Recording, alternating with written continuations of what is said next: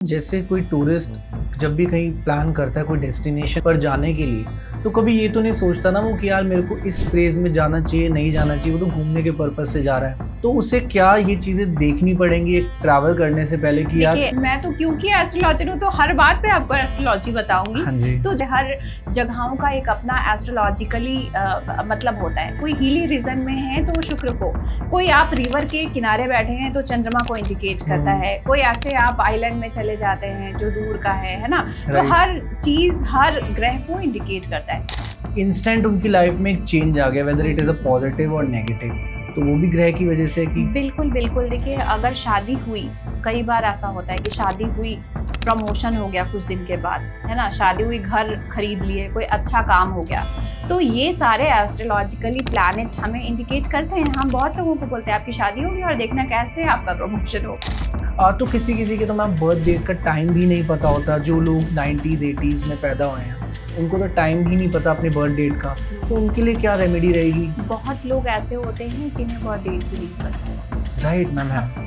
तो हमारे पास बहुत लोग ऐसे आते हैं जिनके पास नहीं होती। दो तीन चीज़ें होती हैं। एक तो प्रश्न कुंडली होती है कि जब आप आए तो शकुन शास्त्र के हिसाब से हम बताते हैं कि आपके क्या प्रश्न हैं, और बहुत वो सही होते हैं।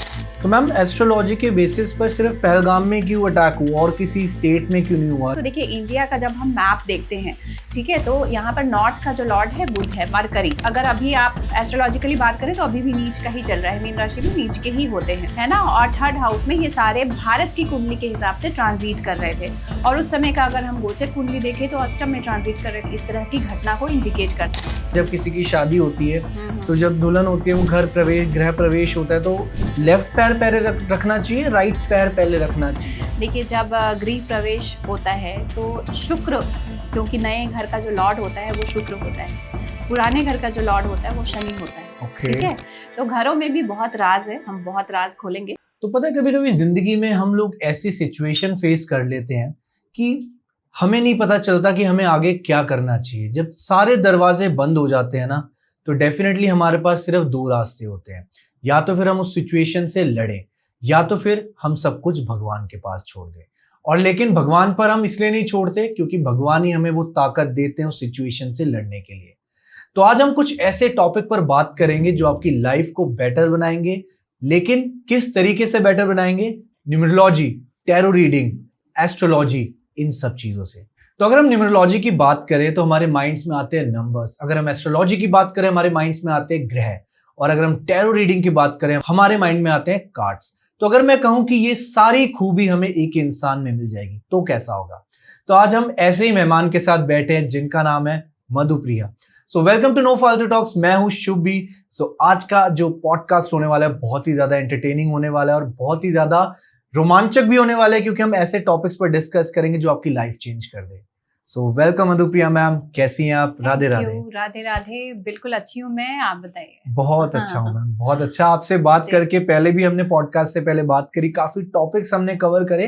तो सबसे पहले एस्ट्रोलॉजी इन सब पे जाने से पहले मैम हम जो पहलगाम अटैक हुआ तो हम उस पे बात करेंगे। तो आप कह लीजिए कि एक हम उनको श्रद्धांजलि भी दे रहे हैं जिनके साथ ऐसा हुआ, क्योंकि अगर हम अपनी फैमिली को कहीं ना कहीं उनसे लिंक कर देखेंगे तो ऐसी सिचुएशन मैं तो नहीं चाहूंगा किसी के भी साथ हो। जी राइट। देखिए, मैं अगर एस्ट्रोलॉजिकल पहलू से बात करूं, क्योंकि मैं एस्ट्रोलॉजी हूं तो सभी कुछ एस्ट्रोलॉजी और न्यूमरोलॉजी के हिसाब से सोचती हूं। तो देखिए, जो अंक है जिस दिन ये घटना घटी, ये है 22 अप्रैल 2025। अगर मैं 22 को देखूं तो ये 4 अंक यानी राहु का मूलांक है। और जैसे भी पहले भी पॉडकास्ट में और टीवी चैनल्स में हमने बार बार बताया है कि राहु और शनि ये दोनों 18 मई तक इकट्ठे हैं, जिसमें कोई भी दुर्घटना ऐसी घट सकती है और ऐसे लोगों की जान प्राण भी जा सकती है जिनके बाय बर्थ हॉरोस्कोप में राहु और शनि एक साथ हों। तो मेजॉरिटी ऑफ प्लैनेट्स अगर ऐसे होते हैं तो ऐसी बड़ी दुर्घटना होती हैं। तो जो मूलांक 4 अंक का आया, और अगर आप इसको टोटल करेंगे तो आप पाएंगे कि पूरा टोटल अगर 22 अप्रैल 2025 का करें तो 17 यानी 8 शनि का अंक है। तो राहु और शनि इंडिकेट्स कर रहे थे कोई बड़ी इवेंट। तो आप देखो, न्यूमरोलॉजी के बेसिस पे जो दिन था वो राहु का 4 नंबर का दिन था, और टोटल अगर हम करें ईयर मंथ, है ना, तो ये 8 यानी कि शनि का अंक। राइट। तो राहु और शनि ने एस्ट्रोलॉजिकली न्यूमरोलॉजिकली दोनों ने इंडिकेट किया था कि ऐसी कोई घटना हो सकती है। और एस्ट्रोलॉजर्स ने बहुत प्लेटफॉर्म्स में ऐसा कहा था कि 18 मई तक जब भी ये शनि और राहु 1 डिग्री पे रहेंगे, 2 से 4 डिग्री के बीच का जो ये इनका ट्रांजिट है ये बहुत हार्मफुल रहेगा। और शुक्र हमारे भारत की लग्न है, वृष लग्न की कुंडली है भारत की, और भारत का जो कहूं कि लग्न लॉर्ड है वो है शुक्र, और शुक्र राहु और शनि के बीच में फंसा हुआ था। तो यहाँ पर जो भी इतनी बड़ी त्रासदी हुई, ये एस्ट्रोलॉजिकल भी कहीं नहीं तो कहीं बहुत इंडिकेशन मिल चुके थे। जो टूरिस्ट आए हुए थे वहां पर, उनके साथ भी ये सब चीजें हुई, तो मैम उनके जो बर्थ चार्ट थे वो भी कहीं ना कहीं इम्पैक्ट रहा होगा। बिल्कुल बिल्कुल बिल्कुल। तो जो टूरिस्ट होते हैं, जो फॉरेनर्स होते हैं, वो भी राहु और शनि के ही प्रतीक होते हैं। तो देखो यहाँ पर राहु शनि ने शुक्र को, और शुक्र कैसा प्लैनेट है जो हमें स्नो, मतलब जैसे कश्मीर है या कोई भी स्नो लैंड होता है, ऐसे जगह को शुक्र रिप्रेजेंट करता है। सुंदरता को शुक्र रिप्रेजेंट करता है, टूरिज्म को शुक्र रिप्रेजेंट करता है। तो यहाँ पर कहीं नहीं तो कहीं टूरिज्म को भी इफेक्ट पड़ा है ना। तो राहु और शुक्र के कॉम्बिनेशन, हालांकि शुक्र कितना उच्च का इतने दिन से चल रहा है मीन राशि में, है ना, तो यहाँ पर उसकी उच्चता भी कहीं नहीं तो कहीं लोगों के लिए काल बन के आ गई। और यहाँ पर मैं ये भी कहूंगी कि 18 मई तक ये जो है अभी जो बातें चल रही हैं पॉलिटिकली, और जो भी पाकिस्तान के साथ बातें हो रही हैं, तो ये बहुत एक ऐसा टाइम है जो जून तक कुछ नहीं तो कुछ बड़े इवेंट में कन्वर्ट हो सकता है। मैम जैसे कोई टूरिस्ट जब भी कहीं प्लान करता है कोई डेस्टिनेशन पर जाने के लिए, तो कभी ये तो नहीं सोचता ना वो कि यार मेरे को इस फेज में जाना चाहिए, नहीं जाना चाहिए, वो तो घूमने के पर्पस से जा रहा है। हाँ, अपने आप को खुश रखने के लिए जा रहा है। तो उसे क्या ये चीजें देखनी पड़ेंगी एक ट्रैवल करने से पहले कि यार? हाँ बिल्कुल। अगर आप मैं तो क्योंकि एस्ट्रोलॉजर हूँ तो हर बात पे आपको एस्ट्रोलॉजी बताऊंगी। हाँ जी। तो जो ऐसे भी जगहें थे, है ना, जो शुक्र से रिलेटेड रिप्रेजेंट कर रहा था, ऐसी जगहें, जैसे हर जगहों का एक अपना एस्ट्रोलॉजिकली मतलब होता है।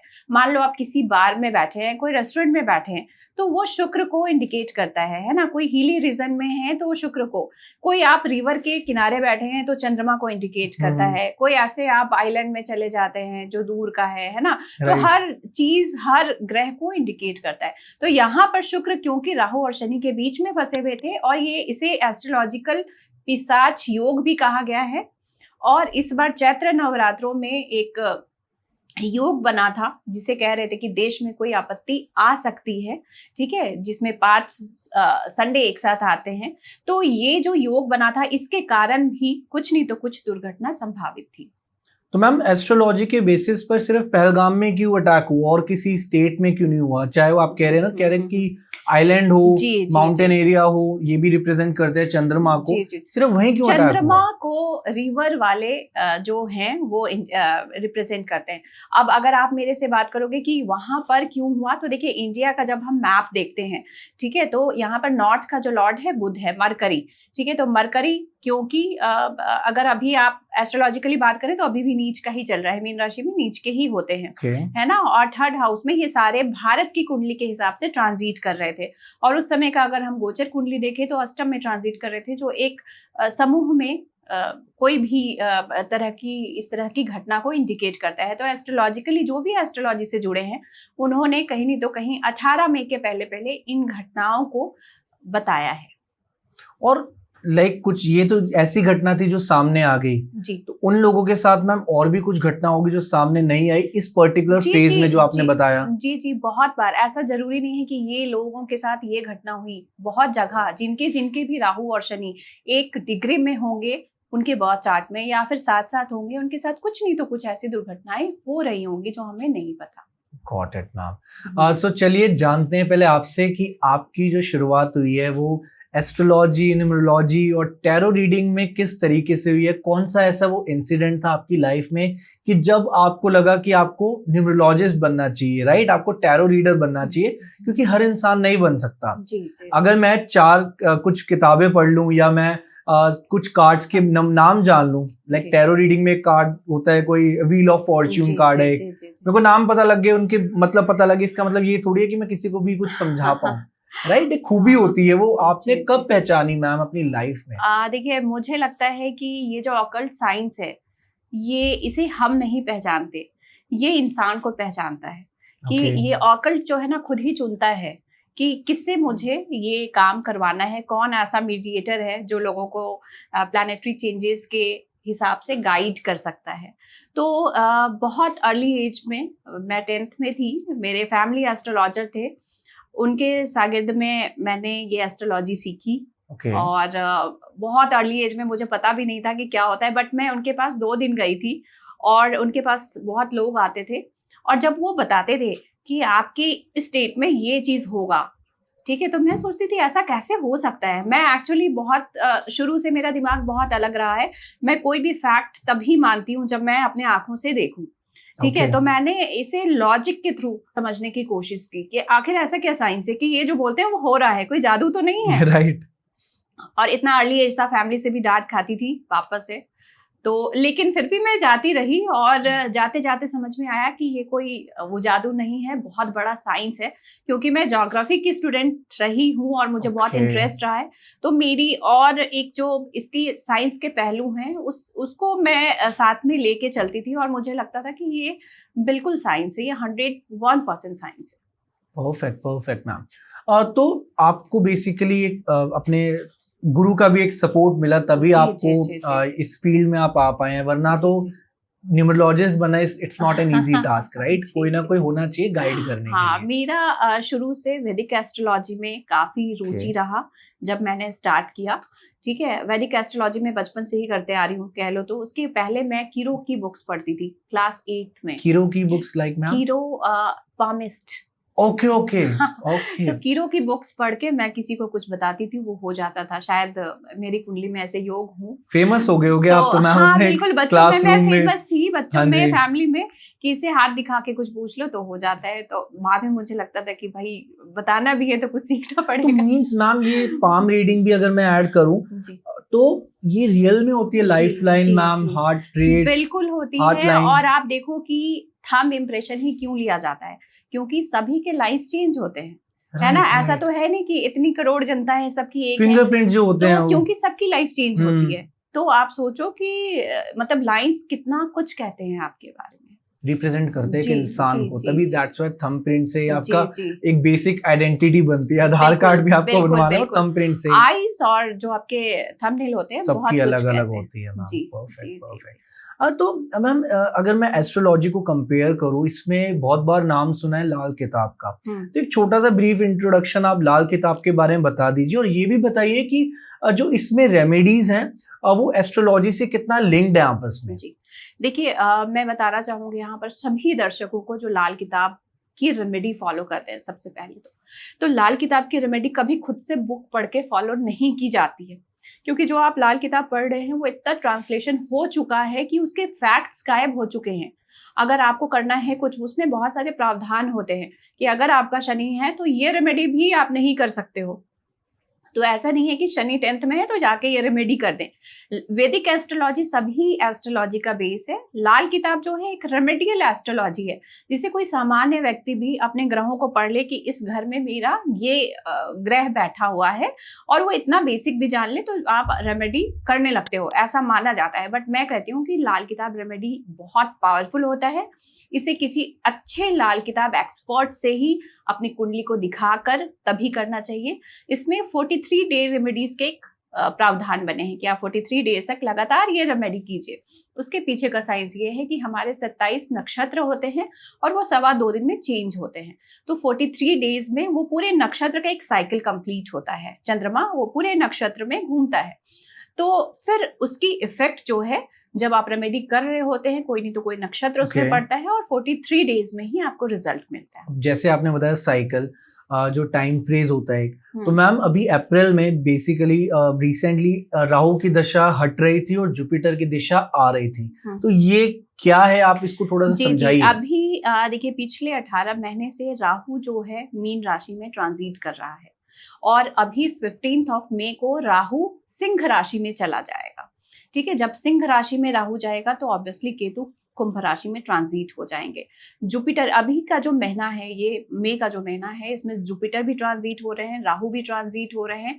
इसके अलावा जो बुध और शुक्र जून में ट्रांजिट हो रहे हैं, बाकी बुध भी 7 मई में अभी ट्रांजिट हो रहे हैं, जो बहुत दिन से नीच के थे। बहुत सारे बिजनेसमैन है जिनका बिजनेस नहीं चल रहा था, बहुत सारे रिलेशनशिप्स में प्रॉब्लम आ रही थी, तो अभी थोड़ी चीजें ठीक होने लगेंगी। तो ये जो मेजर ट्रांजिट है राहु का, ठीक है, ये कहीं नहीं तो कहीं, जैसे मैंने बताया कि बहुत बड़ा एक चेंज लेके आ सकता है। और कौन सी ऐसी मैम राशियां रहेंगी जिसमें चेंज आएगा? मेजर राशियां, देखिए मेजर राशियां जो रहेंगी, सबसे पहले तो सिंह राशि रहेंगी। सिंह राशि, कुंभ राशि, क्योंकि ये ट्रांजिट वही हो रहा है राहु और केतु का। तो सिंह राशि वालों को बहुत ज्यादा ध्यान रखना है अपने मैरिड लाइफ के लिए। सिंह राशि को बहुत ज्यादा ध्यान रखना है अपनी किडनी से रिलेटेड प्रॉब्लम के लिए। कुंभ राशि को बहुत ज्यादा ध्यान रखना है अपने बिजनेस पे। हालांकि उनका बिजनेस ग्रो भी करेगा क्योंकि उनके सप्तम में जो है राहु ट्रांजिट कर रहे हैं। पॉलिटिक्स से जो लोग जुड़े हैं उनको बहुत बेनिफिट मिलने वाला है, अचानक ही उन्हें अच्छी अपॉर्चुनिटीज मिलने लगेंगी। इसके अलावा जो लोग नए घर का सोच रहे हैं, ठीक है, राहु के ट्रांजिट में सिंह राशि वालों को मैं थोड़ा मना करूंगी कि थोड़ा सब्र रखिए 1.5 साल का, उसके बाद कोई नई प्रॉपर्टी में आप इन्वेस्ट कीजिए, नहीं तो क्या होगा, आप फंस जाएंगे। ठीक है, कभी भी राहु केतु के अंतर में आपको प्रॉपर्टी नहीं लेनी चाहिए। गुरु अतिचारी हो रहे हैं, ये पूरे वर्ष में गुरु अतिचारी हैं। आप देख लो जो भी घटनाएं हो रही हैं पूरे विश्व में, तहस नहस जो भी हो रही है, भूकंप आ रहा है, या फिर आप देखिए अभी इंडिया में एक घटना हो गई, युद्ध चल रहा है, तो इनका कोई विराम नहीं होने वाला है, ये पूरे वर्ष में विराम नहीं होने वाला है। कारण ये है कि गुरु अतिचारी है। गुरु हमारे विजडम का, नॉलेज का जो ग्रह हैं, देवता हैं, वो अतिचारी का मतलब ये है कि एक राशि में गुरु जो है कम से कम 1 साल तो रहने चाहिए, लेकिन यहाँ पर गुरु जो है 1 साल में 3 राशियों में ट्रांजिट कर रहे हैं। और 2025 वो साल है जिसमें वृष राशि में भी हैं, अब मिथुन में जाएंगे और उसके बाद कर्क राशि में ईयर एंड में जाएंगे। तो जब तक वो मिथुन राशि में अभी ट्रांजिट करेंगे मई में, ठीक है, तो आप देखेंगे कि और भी कंट्रोवर्सी होने लगा है ना। जो भी डिसिप्लिन है वो उसमें आपको प्रॉब्लम दिखेगा। आप लॉज में देखेंगे कि बहुत सारे प्रॉब्लम्स हो रहे हैं, जो पुराने लॉ बने हुए हैं उसमें कुछ नहीं तो कुछ प्रॉब्लम आ जाएगी, है ना। लोग कंट्रोवर्सी एक दूसरे के अगेंस्ट खड़े हो जाएंगे। तो ये सारी चीजें बहुत मैटर करने वाली है इस टाइम पे, क्योंकि गुरु अतिचारी रहेंगे, नवंबर तक यही हाल रहेगा। एंड जैसे मैं मकर राशि है मेरी, तो उनके लिए क्या रहेगा कुछ? मकर राशि वालों को तो खैर देखिए 7.5 हो गया है खत्म, है ना? अच्छा। तो सबसे खुशी की बात तो ये है कि मेरी 7.5 हो गई है खत्म, मतलब बढ़िया चलेगा हमारा हिसाब सारा। तीसरे घर में आपके शनि ट्रांजिट कर रहे हैं, ठीक है, राहु आपके जो है दूसरे घर में आ जाएंगे, तो प्रॉफिट के लिए काफी अच्छा धन भाव होता है दूसरा घर। कुटुंब से थोड़ी अनबन रह सकती है, बट आपको अपने बिजनेस से के हिसाब से या फिर आप फाइनेंस के हिसाब से देखें, है ना। जो लोग शेयर मार्केट में हैं उनको भी थोड़ा सा ध्यान रखना है, अगर उनकी कुंडली में बर्थ हॉरोस्कोप में राहु ठीक नहीं है। बाकी ये साल जो है उनके लिए अच्छा रहने वाला है। Got it ma'am, perfect. तो मैं ये कहना चाहूंगा कि लाइक लोग ना आजकल ये भी बहुत कहते हैं कि किसी के साथ कुछ इंसिडेंट हो जाता है या कोई भी ऐसी डरावनी सिचुएशन किसी की लाइफ में आ जाए, वो यही कहता है ना कि हमेशा कि तेरा भाई शनि खराब चल रहा है। तो मैम शनि को बीच में क्यों ले आते हैं हर बार कि शनि खराब चल रहा है? क्योंकि ज्यादातर वही लोग जो होते हैं वो लाइन में आते हैं जो फेमस होते हैं, और फेमस पर्सनालिटीज के साथ शनि जुड़े होते हैं। अब मैं बात करूंगी केजरीवाल जी की। तो केजरीवाल जी की गुरु की दशा जब तक चलती रही, गुरु उनका उच्च का था, तो वो सीएम बने, 2 बार बने, 3 बार बने। लेकिन जैसे ही शनि की महादशा उनकी स्टार्ट हुई और शनि नीच का उनका बैठा हुआ है हॉरोस्कोप में, तो आप देखो शनि की महादशा आई और क्या हुआ, वो जेल गए। अब पार्टी भी उनकी चली गई, है ना। तो कहीं नहीं तो कहीं शनि इतनी बड़ी चीजों को बताता है, इंडिकेट करता है, तो सिर्फ इसलिए क्योंकि शनि उनका नीच का था।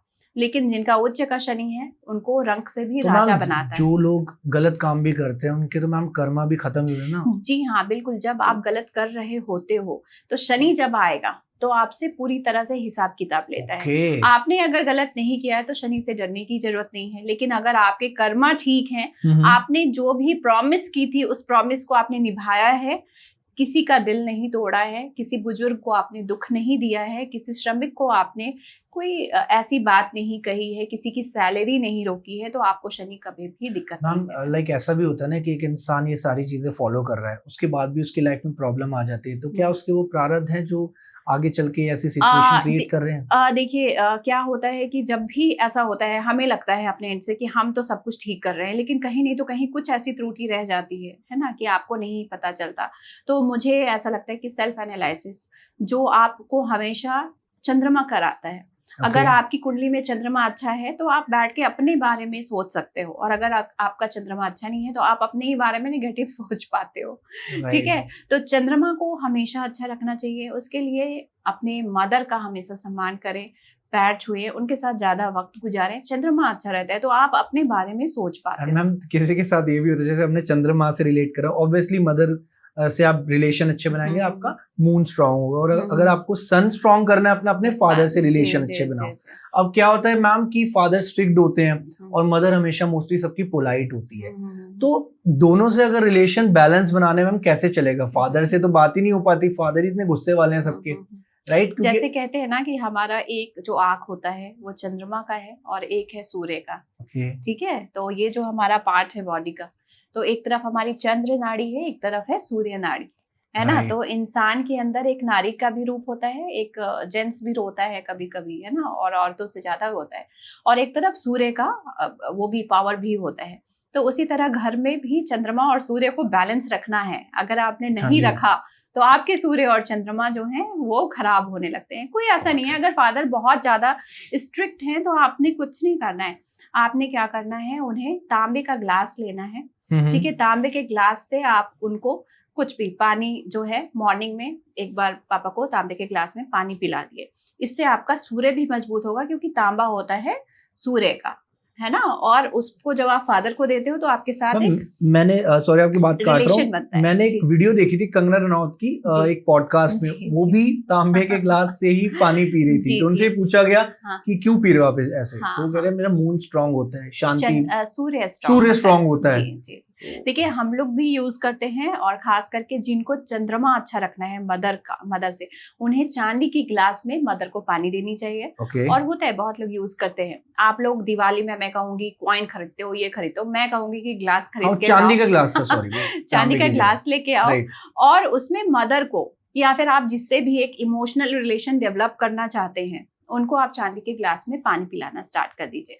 आप 40 दिन करके देखिए आपको कितना अच्छा रिजल्ट मिलेगा। ये मैं नहीं बताऊंगी, आप मुझे मैसेज पे बताना। हर इंसान के घर में चांदी के ग्लास नहीं होगा, तो स्टील के ग्लास में लोग स्टील को मैं अवॉइड करने के लिए बोलेंगी, क्योंकि स्टील जो होता है राहु का होता है। तो स्टील को आप अवॉइड कीजिए, इससे अच्छा कांच का ग्लास आप यूज कीजिए। और जो हम खाना खाते हैं, वो शुक्र का होता है, जो खाना खाते हैं वो आप कटलरी यूज कीजिए। आप देखिए कि बाहर के देशों में या तो कटलरी ही यूज करते हैं, और जो लोग हैं ऐसे, आप देखो कि चांदी सोने की बर्तन ही यूज करते हैं, या फिर आप देखोगे कि ब्रॉन्ज भी यूज किया जाता था पहले, अब बहुत दिन पहले तक यूज किया जाता था, अब लोगों ने बंद कर दिया क्योंकि सफाई वगैरह की इश्यू रहती है। बट मैं कहूँगी स्टील का आप जितना कम यूज करेंगे उतना अच्छा आपके रिलेशन आपके घर पे रहेगा। और मैम इससे रिलेटेड एक और क्वेश्चन मेरे दिमाग में आ रहा है कि जैसे हमारे घर में कोई गेस्ट आए, राइट, एंड हम लोग उनको फूड ऑफर करते हैं, बेस्ट टू बेस्ट हम चाहेंगे ना कि हमारे गेस्ट को अच्छा खाना मिले। एंड ऑब्वियसली अगर गेस्ट नॉन वेज भी खाता है तो हम उसको रिकमेंड करेंगे कि हम आपके लिए ये मंगा दें, ये बना दे घर में स्पेशली, चाहे वो खाते भी ना हो, लेकिन उनको हम ऑफर कर देते हैं क्योंकि दे लव्ड इट। तो उससे मैम हमारे ग्रह कितने हिलते हैं या क्या हमारी लाइफ में इम्पैक्ट आता है ये सब करने से भी? देखिए अगर आपका शनि खराब है और आप लोगों को नॉनवेज ऑफर कर रहे हो, तो कहीं नहीं तो कहीं नॉनवेज जो है ना, कहीं नहीं तो कहीं कोई जीव है और उसको हार्म करके दिया गया है, तो वो शनि आपका और खराब करेगा। आपका शनि बहुत अच्छा है, आप लोगों को ड्रिंक कराओ, आप लोगों को नॉनवेज खिलाओ, तो आपको बहुत अच्छा रिजल्ट मिलने वाला है। लेकिन आपको ये बहुत ध्यान रखना है कि आपका ग्रह कौन सा बहुत अच्छा है। आपको शुक्र अच्छा करना है ना। तो आपके जो भी गेस्ट आते हैं उनको दही या फिर कोई मीठा आइटम जरूर खिलाना चाहिए। उससे आपका शुक्र अच्छा होता है। किसको नहीं चाहिए आज के डेट में लग्जरी, किसको अच्छे रिलेशंस नहीं चाहिए? जिनको भी चाहिए आप मीठा और दही, पहले भी था देखो आप कि दही जरूर लास्ट में दही चीनी खिला के भेजते थे शुभ काम के लिए, क्योंकि रिलेशन अच्छा करने होते हैं, है ना, वो भी मीठी दही, ऐसा नहीं नमक वाला, मीठी दही।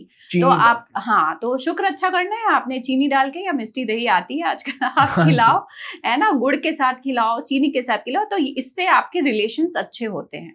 आप किसी को मान लो नॉनवेज भी खिला दिया, बाद में थोड़ी देर के बाद दही खिला सकते हो, आइसक्रीम खिला सकते हो, इससे आपके रिलेशंस अच्छे होते हैं। Got it, perfect perfect. तो बेसिकली ये तो प्रूव हो गया कि हाँ, आपको पहले ग्रह देखने पड़ेंगे अगर आप किसी को ऑफर कर रहे हो, नॉनवेज भी खिला रहे हो, राइट। सो अब हम बात करते हैं मैम, राशि पे थे हम टॉपिक पे, तो राशि किसी पर्सन के कैरेक्टर को कैसे जज कर सकती है कि अगर ये लेट्स सपोज ये कैप्रिकॉर्न इसकी राशि है तो जुपिटर इसका स्ट्रॉन्ग है, राइट, गुरु पावर्स है इसमें कि ये लीड अच्छा कर सकता है, ऐसा एस्ट्रोलॉजी में भी है।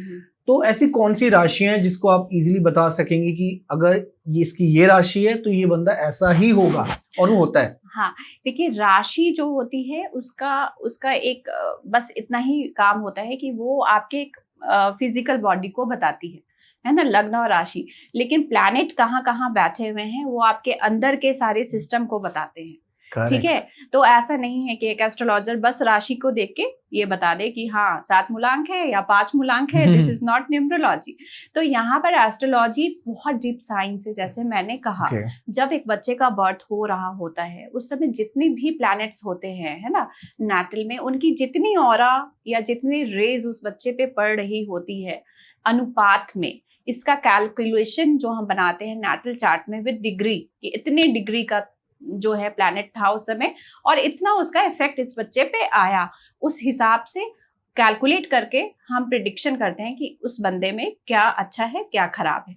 बट फिर भी मैं आपके क्वेश्चन का कुछ आंसर दे दूंगी। आपने कैप्रिकॉर्न की बात कही, तो कैप्रिकॉर्न जो है वो शनि का पहला राशि है और दूसरा राशि है कुंभ। कुंभ राशि उनका मूल त्रिकोण राशि होता है, जहां जाके वो बहुत कंफर्टेबल होते हैं, और जो मकर राशि होता है वहां बहुत वो एक्टिव होते हैं, ठीक है। तो शनि अगर मकर राशि की मैं बात करूं तो ऐसे लोग बहुत एक्टिव होते हैं, कर्मठ होते हैं, है ना, अपने काम को प्रधानता देते हैं। और साथ में अगर मकर राशि वालों का जो है बुध भी बहुत अच्छा बैठा है ना, कम्युनिकेशन स्किल्स इनकी काफी अच्छी होती है। तो ये सारी बातें कैप्रिकॉर्न में होती है। अब अगर हम शनि की राशि की बात की है तो सूर्य की राशि की बात कर रहे हैं, तो सिंह जो लग्न या राशि वाले होते हैं वो बहुत मैं कहूंगी थोड़े तो एरोगेंट होते हैं, क्योंकि उनको रूल करने की आदत होती है, वो किसी के अंदर नहीं काम कर सकते। अगर मूलांक 1 वाला भी है तो सेम कंडीशन रहता है। तो आपको ये देखना है कि सिंह राशि वाला है तो आपको बहुत सोच समझ के ही उसके साथ करना है कि ये बात नहीं मानेगा। हाँ, अगर सही बात होगी तभी वो मानेगा। उन्हें घूमना फिरना, नेचर के साथ कनेक्ट करना बहुत ही पसंद होता है, और वो कभी कभी अपने ईगो में अपना नुकसान भी कर देते हैं, ठीक है। इसी तरह अगर आप बात करेंगे मिथुन राशि या फिर कन्या राशि, बुध प्रधान लोगों की, तो मिथुन राशि सबसे अच्छा बिजनेसमैन होता है। अगर किसी का मिथुन राशि है और बुध अच्छा है तो कहते हैं ना, एस्किमो के हाथ में भी आइसक्रीम बेच दिया तो ये उनमें टैलेंट होती है, कुछ भी कर रहे हैं उनको, वो बिजनेस में ऐसे होते हैं कि उनके पास इतनी दिमाग होती है कि आप ही का बॉटल आपको बेच देंगे, ठीक है। तो ये उनका बहुत अच्छा होता है। जो कर्क राशि वाले होते हैं वो इमोशनली काफी अच्छे होते हैं, तो वो राइटिंग वगैरह में काफी अच्छे होते हैं। इमोशनली वो जैसे गायक हो सकते हैं, है ना, बहुत अच्छे एक्टर हो सकते हैं, क्योंकि आपको किस तरीके से अपने मूड को चेंज करके सामने प्रेजेंट करना है, तो ये सारी चीजें उनमें बहुत अच्छी होती है, ठीक है। और मीन राशि की बात करें या धनु राशि की बात करें, सेजिटेरियस जो गुरु का राशि है, अब गुरु के ही 2 राशि हैं लेकिन दोनों के लक्षण अलग अलग होते हैं। धनु वाले जो होते हैं थोड़े स्पिरिचुअल होते हैं, धनु वाले जो होते हैं अग्नि तत्व होते हैं, थोड़ा गुस्सा भी उनको आता है, ठीक है। धनु लग्न या राशि वाले जो होते हैं वो बहुत सोच समझ के किसी से बात करेंगे, दोस्ती करेंगे, इमोशनल भी होते हैं। लेकिन मीन राशि वालों पे थोड़ा सा आपको, मुझे लगता है कि सोच समझ के दोस्ती करनी चाहिए, ठीक है। और इनको अपने फोकस पे मतलब ज्यादा होता है, उन्होंने कुछ फोकस किया है तो उस पे उनका ज्यादा ध्यान रहता है, बाकी चीजों पे नहीं। इस तरह से परफेक्ट, बहुत अच्छे से आपने एक्सप्लेन कर दिया। आई गेस हर राशि वालों को समझ आ गया होगा कि किस तरीके के उनकी लाइफ में चेंजेस हैं और क्या कैरेक्टर वो मतलब उन्हें फॉलो करना चाहिए, राइट। सो मैम, एक चीज अभी हम बात कर रहे थे कि आपने जो बच्चे जब पैदा होते हैं राइट, तो उनकी बर्थ डेट, बर्थ टाइमिंग जो होती है उस पे जो ग्रह की दिशाएं होती है, जो उन पे किरणें पड़ती हैं, उनसे उनकी लाइफ स्पैन जो भी डिसाइड होता है सब कुछ। तो किसी किसी के तो मैम बर्थ डेट का टाइम भी नहीं पता होता। जो लोग 90s 80s में पैदा हुए हैं उनको तो टाइम ही नहीं पता अपने बर्थ डेट का, तो उनके लिए क्या रेमेडी रहेगी? बहुत लोग ऐसे होते हैं जिन्हें बर्थ डेट भी नहीं पता होता। राइट मैम है। तो हमारे पास बहुत लोग ऐसे आते हैं जिनके पास नहीं होती। 2-3 चीजें होती हैं। एक तो प्रश्न कुंडली होती है कि जब आप आए तो शकुन शास्त्र के हिसाब से हम बताते हैं कि आपके क्या प्रश्न हैं, और बहुत वो सही होते हैं। इसके अलावा जैसे मैंने बताया कि पर्सनैलिटी को हम जज करते हैं ग्रहों के हिसाब से, तो वो हम देखते हैं कि इनके नेचर कैसे हैं, ये बोल कैसे रहे हैं, या इनके साथ कोई प्रॉब्लम क्या है। जैसे कोई आया, उसके पास बर्थ डेट नहीं है, ठीक है, उन्होंने बोला भाई मेरे मैरिज लाइफ में बहुत डिस्टर्बेंस चल रहा है, बहुत लड़ाइयाँ होती हैं, और किस वजह से लड़ाई होती है तो शक है कि कोई एक्स्ट्रा मैरिटल अफेयर होगा, ठीक है। तो आपको जरूरत नहीं है ये जानने की, आपको ये समझना है कि भाई राहु तुम्हारा खराब चल रहा है तो तुम्हें राहु की रेमेडी करनी है। कोई आता है बोलता है एक्सीडेंट हो रहा है, बार बार गाड़ी मेरी ठुक जाती है, या गाड़ी में कुछ हो जाता है ना, कभी पैर में चोट लग जाता है, तो आपको ये समझना है कि शनि खराब ही चल रहा है, आपका 7.5 ही चल रही है, शनि तो ही रीजन है उपाय ऐसी करें। सिचुएशन का। जी जी जी जी जी। अगर किसी को हार्ट से रिलेटेड प्रॉब्लम आ रही है ना, तो वहां पर कहीं नहीं तो कहीं सूर्य का इफेक्ट है। स्किन से रिलेटेड आ रही है तो बुध खराब है। तो बहुत सारी ऐसी चीजें हैं जो आप एक अच्छे एस्ट्रोलॉजर के पास जाते हैं तो आपकी समस्या से ही उनको समझ में आ जाता है कि आपके ग्रह क्या चल रहे हैं। कभी कभार ऐसा भी होता है ना, मैंने अभी एक पिछले पॉडकास्ट में भी एक क्वेश्चन पूछा था, वो भी एक एस्ट्रोलॉजर थी, तो ये पूछा था मैंने कि एकदम से किसी की फैमिली में कोई सडन डेथ हो जाती है, हाँ। जो कि ऐसा बहुत बड़ा इंसिडेंट हो जाता है, जैसे आपने बताया हार्ट रिलेटेड इश्यू हो गया, हार्ट अटैक हो गया, या बॉडी पैरालाइज होगी, तो मैम उस टाइम भी यही कहेंगे कि शनि की दशा खराब? नहीं, अगर हार्ट अटैक आता है तो ये सूर्य और राहु के कॉम्बिनेशन से आता है। कभी भी आपके चौथे घर में है ना, जो हार्ट का हाउस होता है, या फिर सूर्य, तो उसमें अगर राहु की दृष्टि होती है और ऐसी दशा अंतरदशा चल जाती है तो फिर यहाँ पर हार्ट अटैक आने की संभावना होती है। तो यहाँ पर सूर्य वीक होता है, शनि और राहु की दृष्टि होती है, तो आपको हार्ट अटैक आता है। साथ में आपका बुध खराब होता है, जो वेंस का लॉर्ड होता है ना, क्योंकि आपका ब्लड फ्लो कहीं नहीं तो कहीं ब्लॉक हुआ, जिसकी वजह से आपको हार्ट अटैक आया। तो इसमें बहुत अच्छी रेमेडी है, बहुत सारी रेमेडीज हैं, बट बुध के लिए अगर आपको ऐसा कोई भी प्रॉब्लम लग रहा है कि ऐसा मतलब लगा कि ऐसा सिम्टम हुआ है पर हार्ट अटैक आया नहीं, ठीक है, तो एक तो सबसे पहले आपको आदित्य हृदय स्तोत्र का पाठ आरंभ कर देना चाहिए, ठीक है। कोई उनके वाइफ भी कर सकते हैं, हस्बैंड कर सकते हैं, मदर कर सकती हैं। क्या बताया नाम आपने? आदित्य हृदय स्तोत्र, ठीक है। ये सूर्य के लिए है। सूर्य को जल देना स्टार्ट कर दें, तांबे का कड़ा पहनना स्टार्ट कर दें, और अपने वजन के हिसाब से 7 तरह का अनाज जल प्रवाह करें या मंदिर में दान करें। गॉट इट, ठीक है। एंड अगर मैं जानूं मैम, अभी हमने जैसे मैरिज से रिलेटेड अभी हम डिस्कस कर रहे थे, डाइवोर्स केसेस भी हो जाते हैं, तो मैम किसी कपल को अपने ग्रह ठीक करने हैं, क्योंकि ऐसा भी होता है जब किसी की शादी हो जाती है तो दोनों के कर्मा भी एक ही हो जाते हैं, जी। दोनों को एक साथ ही भोगना पड़ेगा और फल भी उनको एक साथ ही मिलेगा, राइट। तो उनके अगर ग्रह खराब चल रहे हैं, उनको अपने ग्रह ठीक करने हो, तो मैम क्या ऐसी रेमेडी रहेगी आपको जो आप बताएंगे एज एस्ट्रोलॉजर, या कोई न्यूमरोलॉजी से रिलेटेड कोई भी रेमेडी आप बताइए? देखिए, अगर फैमिली लाइफ में प्रॉब्लम, मान लीजिए दोनों ने शादी कर ली, अब प्रॉब्लम कहाँ आ रही है, फैमिली लाइफ में आ रही है, इन लॉज के साथ आ रही है, या फिर करियर में आ रही है, ये सब अलग अलग वो होते हैं। अगर आपका इन लॉज के साथ प्रॉब्लम आ रहा है ना, तो आपने क्या करना चाहिए, शिव मंदिर जाना स्टार्ट कर देना चाहिए, और आपको दही और दूध ये मिक्स करके आपने 40 दिन तक शिव को अभिषेक करना है, भगवान शिव को अभिषेक करते रहना है, ठीक है। अगर आपको हस्बैंड के साथ प्रॉब्लम आ रही है तो आपको क्या करना है, शहद लेना है और 40 दिन तक लगातार मंगलवार से स्टार्ट करके शिव जी को अभिषेक करना है। अगर करियर में प्रॉब्लम आ रही है तो दुर्वा लेना है, दुर्वा का घास लेना है, और दही और हल्दी मिक्स करके 11 दुर्वा का घास जो है गणेश जी को अर्पण करना है। तो ये जो प्रॉब्लम्स हैं ये कहीं नहीं तो कहीं ठीक होने लगती हैं। बट हस्बैंड और वाइफ दोनों के हॉरोस्कोप का फर्क, मतलब प्रभाव दोनों को पड़ता है। Got it.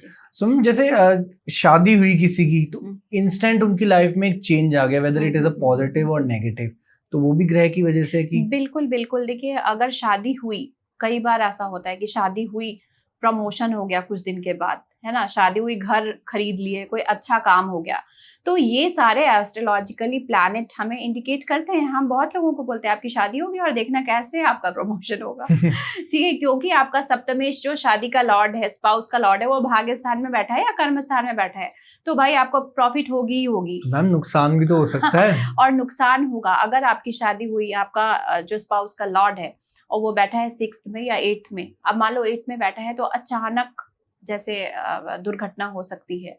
ठीक है, 6th में बैठा है कोई डिजीज प्रॉब्लम, हेल्थ प्रॉब्लम आ सकता है। ठीक है, 12th में बैठा है कोई मेजर लॉस हो सकता है। तो ये सारी चीजें होती है। Got it. सो ये रियलिटी है, बेसिकली ऐसा होता है। जी जी जी। अगर लोग जो मैम नहीं मानते वो तो फिर कहेंगे ना कि कुछ भी नहीं है। नहीं, जो नहीं मानते हैं, मेरा ये एक्सपीरियंस रहा है कि जब विपत्ति आती है तभी लोग एस्ट्रोलॉजी को मानते हैं। रियलाइजेशन ही तब होती है मैम जब बीतती है ना, वरना जब तो तक आप भागते रहते हैं तब तक राहु आपको भगाता रहता है। राइट। ठीक है, और जब आप रुकते हैं तो आपको समझ में आता है कि क्या है। और एस्ट्रोलॉजी तो प्योर साइंस है। मुझे लगता है कि ऐसे लोग जो हैं, और खासकर यंगस्टर आजकल बहुत ज्यादा ध्यान दे रहे हैं, मतलब वो बहुत मानने लगे हैं एस्ट्रोलॉजी को। मेरे पास बहुत ऐसे बच्चे आते हैं, है ना, जो 12th में है, मुझे एस्ट्रोलॉजी सीखना है, तो बहुत अच्छा लगता है क्योंकि वो साइंस से कनेक्ट कर रहे हैं इन सब चीजों को। गॉट इट जी।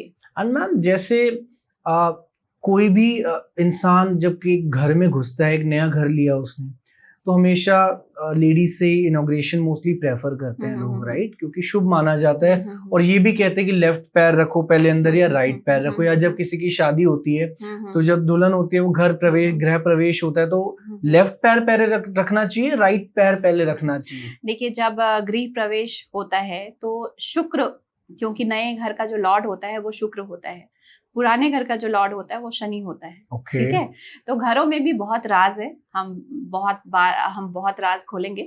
तो जब शुक्र नए घर को प्रतिनिधित्व करता है, और जब एक शुक्र मतलब एक फुली न्यू मैरिड की तरह आप देखोगे कि जो लेडीज होते हैं वो सज के इंटर करते हैं, राइट, है ना, क्योंकि वो पूरा शुक्र के रूप में आ जाते हैं, लक्ष्मी के रूप में। जितने आभूषण वो डालेंगे उतनी समृद्धि रहेगी आपके घर पे।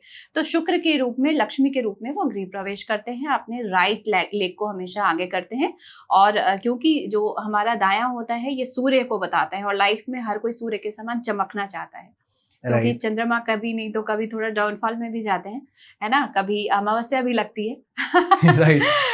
तो यहाँ पर सूर्य बहुत इंपॉर्टेंट तो राइट प्लैनेट पैर है। आप कह रहे हैं कि पहले रखो, मोस्टली यही प्रेफर करो। जी। और मैम अभी आपने कहा कि लड़कियां लाइक तैयार होके गृह प्रवेश करते, जिससे सुख समृद्धि आए, लक्ष्मी जी की, माता की, फैमिली में थोड़ा सा एक ब्राइटनेस आए।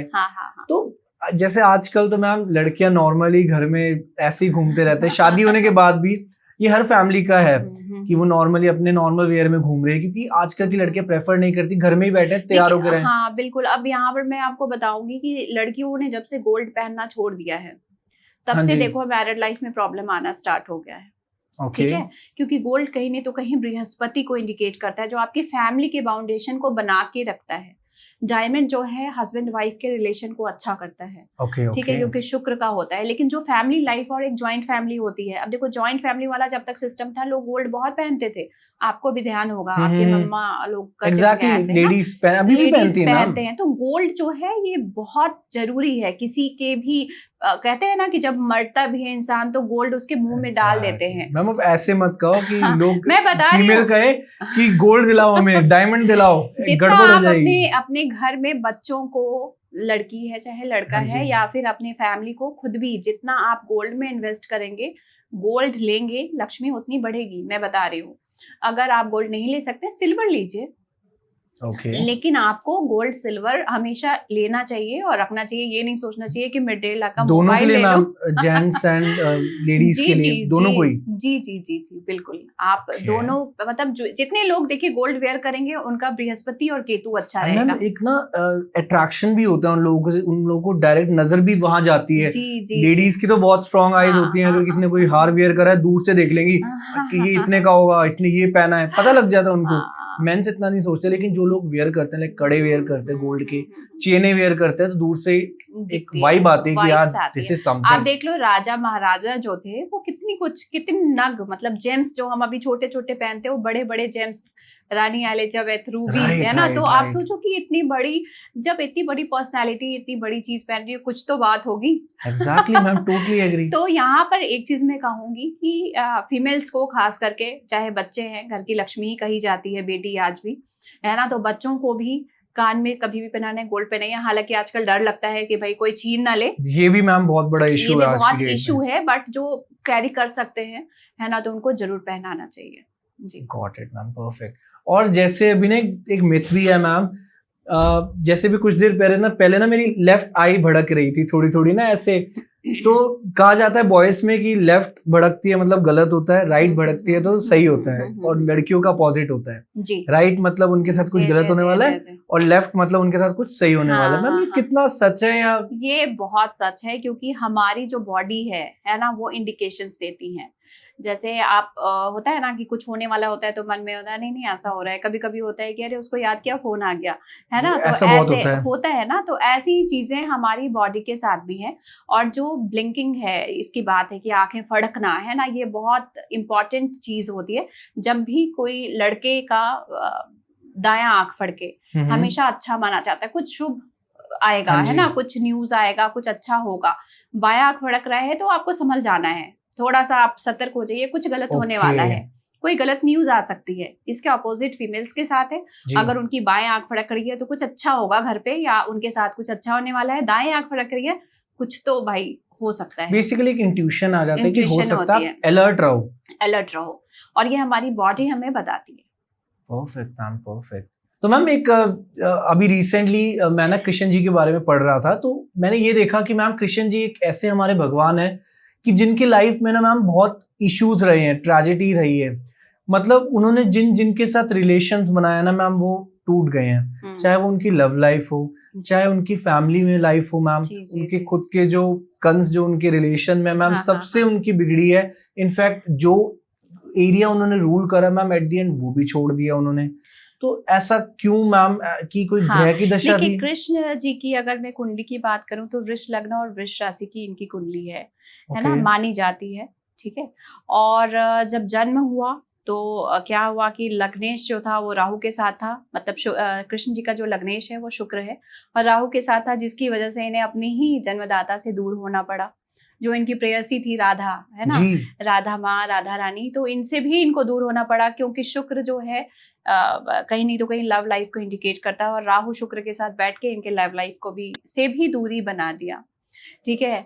अगर इन्हें अपने मामा का संहार करना पड़ा, ठीक है, ये भी कहीं नहीं तो कहीं छठा घर से इंडिकेट करता है। तो मामा का इनका लॉर्ड भी शुक्र ही थे, है ना। तो कंस राहु के साथ बैठे हुए थे, तो फिर इनको राहु और मंगल एक साथ हुए, जिसके कारण इनको संहार करना पड़ा।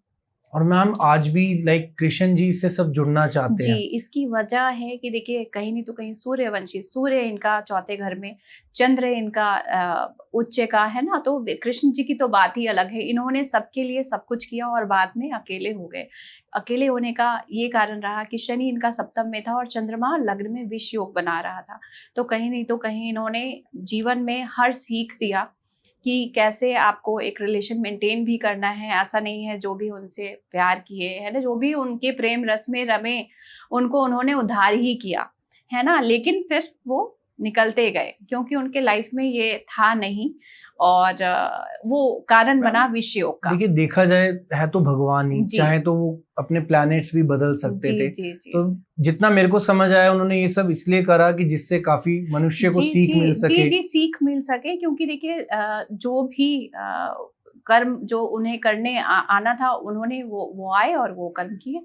तो कर्म तो सबसे बड़ी चीज है ही। Exactly ma'am, exactly. तो मैम आपके पास मोर देन 16 इयर्स का एक्सपीरियंस है, राइट? तो ऐसा कोई केस डिस्कस, मतलब मेरे को बताइए, हमारी ऑडियंस को बताइए कि जो एक हॉरर एक्सपीरियंस रहा हो आपके लिए, जिसने आपको अंदर ही अंदर बहुत ज्यादा परेशान करा हो और आपको लगा हो कि यार ये मेरे से नहीं होगा। अब ऐसा क्या था वो जिसकी वजह से आपको लगा कि मैं कोई रेमेडी भी नहीं दे सकती इस केस में, एट द एंड भगवान ही इसका कुछ करेंगे? देखिए बहुत बार ऐसा होता है, अभी भी ऐसा है, बहुत सारी एक एस्ट्रोलॉजर के लाइफ में बहुत सारे ऐसे लोग आते हैं जहाँ पर आप बहुत कनेक्ट हो जाते हो और उनके पास कोई ऐसी चीज़ आ जाती है जिसे आप ठीक नहीं कर सकते। ठीक है, कभी कभी ये होता है, पता होता है कि अंत यही है, लेकिन आप बता भी नहीं सकते और उसको आप ठीक भी नहीं कर सकते, आप बस जान सकते हैं और प्रिडिक्ट कर सकते हैं। तो ये तो एक अलग वो है, लाइन है। आपने जो मुझसे पूछा एक कि कुछ ऐसी चीज़ें जो सब जानना चाहते हैं कि क्या ऐसा होता है, नहीं होता है। तो हाँ, स्प्रिट्स होते हैं। बहुत बार हमारे ऑफिस में भी ऐसे क्लाइंट्स आते हैं जिनके साथ कुछ नहीं तो कुछ ऐसी चीज़ें लगी होती हैं, या फिर आप कई बार विजिट करने जाते हैं तो भी आपको पता चल जाता है कि कुछ तो एबनॉर्मल है, और बहुत बार ऐसा हुआ भी है ना। एक बार मेरे पास क्लाइंट आए थे तो उनके बच्चे के साथ कोई स्पिरिट जुड़ता था और वो कुछ सामान फेंकना, ये करना, है ना, हवा में जैसे चेयर अपने आप हिलने लगना, तो इस तरह की घटनाएं होती थी। उन्होंने वीडियोस भी काफी शेयर किए थे। प्रूफ भी दिखाया आपको बेसिकली? प्रूफ भी दिखाया, और मैंने विजिट नहीं किया था क्योंकि मैं फैमिली में हूँ, तो मैं इस तरह की चीजों को थोड़ा अवॉइड करती हूँ। बट हाँ, ये सारी चीजें होती हैं, इसमें कोई डाउट नहीं है। और योग भी होते हैं हॉरोस्कोप में, जिस योग के कारण ऐसी चीजें इनके साथ होती हैं।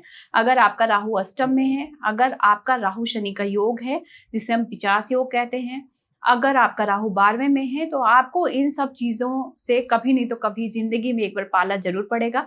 राहु चंद्रमा का योग है आपका, जिसे ग्रहण योग कहते हैं। अगर ग्रहण योग का जन्म है तो ऐसी चीजें आपके पास एक बार जरूर आती हैं और आपको फील भी होता है और आप परेशान भी हो। मैम ऐसे कौन से ग्रह हैं जो अगर मजबूत है किसी के तो कुछ नहीं हो सकता? देखिए हाँ, अगर आपका बृहस्पति बहुत अच्छा बैठा है और साथ में आपका मंगल बहुत अच्छा बैठा है तो आपको फील तो सब कुछ होगा, बट आप लीडर की तरह उसे निभाओगे। लेकिन कभी कभी ये होता है कि आपके फैमिली मेंबर के साथ आ गया तो आप क्या कर लोगे, है ना। आप उसका बस सॉल्यूशन ही ढूंढ सकते हो और तो कुछ नहीं कर सकते।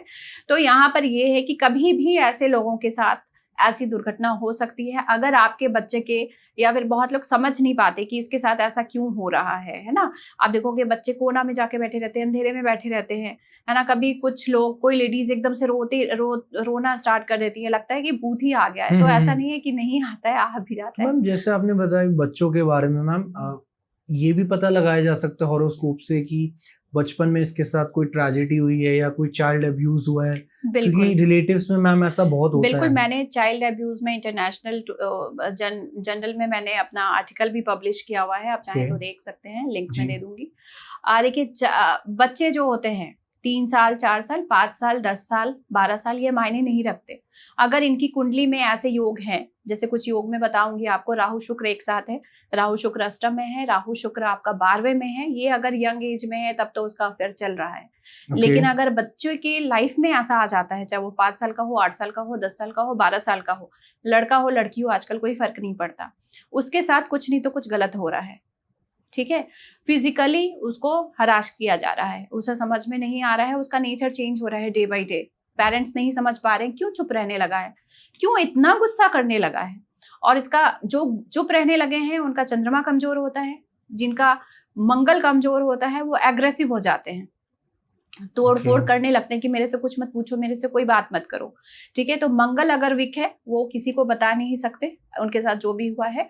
चंद्रमा वीक है तो डिप्रेशन में चले जाते हैं, वो रिकवर ही नहीं कर पाते कभी कभी। तो ये सारी चीजें और इस दशा में होती हैं। उनका राहु चल रहा हो, शुक्र चल रहा हो, चंद्रमा चल रहा हो। मेरे पास बहुत फॉरनर्स का भी कॉल आता है कि फॉरनर बाहर क्या होता है, ज्यादातर बच्चे जो है सेपरेट हो जाते हैं, है ना, अर्ली एज में फादर के पास चले गए, मदर एक पेरेंट के पास रह रहे हैं, तो उन्हें डर होता है कि क्या वो, और रिलेटिव्स भी बहुत जो है इसमें इन्वॉल्व होते हैं। इस केस में तो मेरे हिसाब से सॉल्यूशन यही है कि पेरेंट्स को मैम अपने बच्चों के साथ एक अच्छा रिलेशन, एक बॉन्ड बनाकर रखना बनाना चाहिए। लेकिन एस्ट्रोलॉजी का मैं कहूंगी कि एक अच्छे एस्ट्रोलॉजर को ये जरूर गाइड करना चाहिए कि आपके अर्ली एज में आपके बच्चे का ये दशा चल रहा है, तो आप सतर्क हो जाइए और आप ऐसे लोगों से बचा कर रखिए, कहीं भी अपने बच्चों को अकेले मत छोड़िए। एंड ये पेरेंट्स के हॉरोस्कोप देखने से पता लगता है उस बच्चे की ओके मैम, परफेक्ट, ठीक है। तो मैम मैं आपसे पूछना चाहूंगा कि हर लोग जो यंगस्टर्स होते हैं मैम 20 to 25 की एज में, वो लोग बहुत कंफ्यूज होते हैं कि यार हमारी लव मैरिज होगी या अरेंज मैरिज होगी। हालांकि बहुत सिली क्वेश्चन है बट क्यूरियोसिटी बहुत जनरेट करता है। तो ये कैसे पता लगेगा कि ग्रह की दिशा दिखाकर, कुंडली दिखाकर कि यार इसकी लव मैरिज लिखी है तो इसकी लव मैरिज ही होगी जी। और अरेंज लिखी है तो अरेंज ही होगी। देखिए, अगर किसी की कुंडली में शुक्र उच्च का है और साथ में शुक्र मंगल की युति है या शुक्र मंगल को देख रहा है और चंद्रमा भी उनका अच्छा बैठा है ना, राहु भी अच्छे पोजीशन में, तब तो ये लव मैरिज ही करेंगे। कई बार होता है कि फैमिली के साथ करते हैं, फैमिली के अगेंस्ट करते हैं। तो राहु अगर इनके 11th में बैठा है तो फैमिली के अगेंस्ट जाके भी करते हैं, ठीक है। 10th में बैठा है तो फैमिली के सपोर्ट से भी करते हैं।